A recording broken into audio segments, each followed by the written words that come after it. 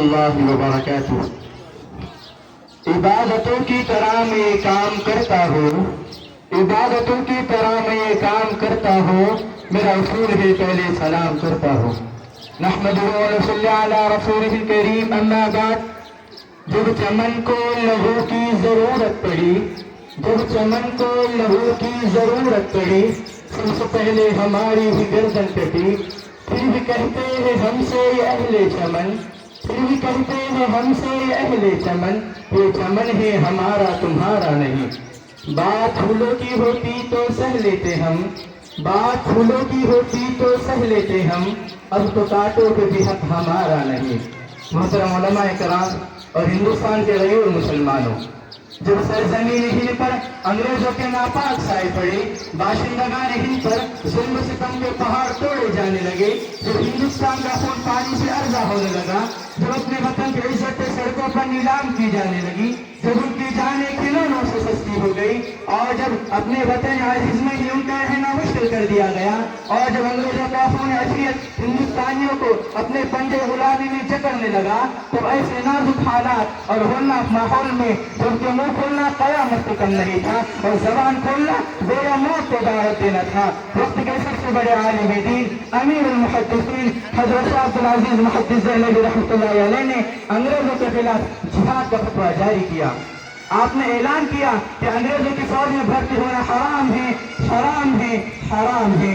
ये मुल्क अब दारुल हर्ब हो चुका है, ऐसे वक्त में अंग्रेजों से जिहाद करना फर्ज हो चुका है। मोहतरम हजरात, आपका फतवा क्या था?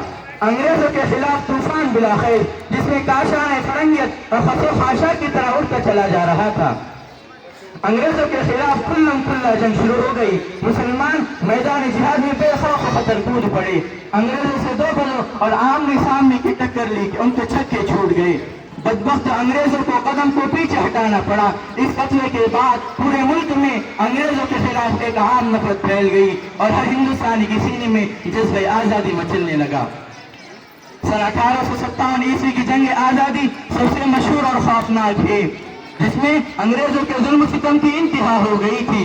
हिंदुस्तानियों पर अर्ज़ हयात तंग कर दिया गया था, लेकिन इसके बावजूद मुसलमानों ने अंग्रेजों का भरपूर मुकाबला किया। अंग्रेजी जुल्म के आगे सख्त सिकंदरी बने रहे और किसी भी तरह की कुर्बानियों से दरेग न किया। बिल आखिर खुदा ने वो दिन दिखाया जो हिंदुस्तान के सर आज़ादी का परचम लहराने लगा।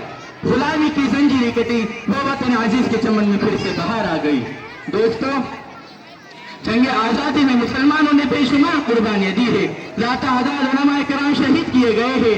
अलबत्ता गैर मुस्लिम भाइयों की खिदमत का इनकार नहीं, मगर ये सच है कि अगर मुसलमान खुसूसन उलमाए किराम अगर जंग आज़ादी में हिस्सा न लेते तो हिंदुस्तान आज तक आज़ाद न हो पाता।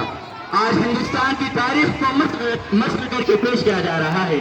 आम तो आम खुद बहुत से मुसलमानों को ये पता नहीं है कि हमारे आबा अजदाद ने हिंदुस्तान के लिए कितनी कुर्बानियां दी है।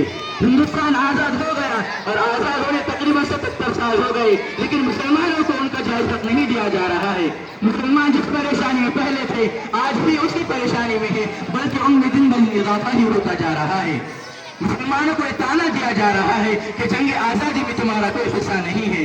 लिहाजा हमें जरूरत इस बात की है कि हम खुद आगे बढ़े और तारीख के झुटलाने वाले को सच का आईना दिखाए और हम अपने उन मुसलमानों और उलमाए किराम की मेहनतों और उनकी कुर्बानियों को दुनिया के सामने मिलाकर ये पेश करके बतलाते रहे कि उठाए कुछ और लाला ने कुछ नरगिस ने कुछ गुल ने, उठाए कुछ और लाला ने कुछ नरगिस ने कुछ गुल ने, चमन में हर तरफ बिखरी हुई दास्तां हमारी। आखिर दावाना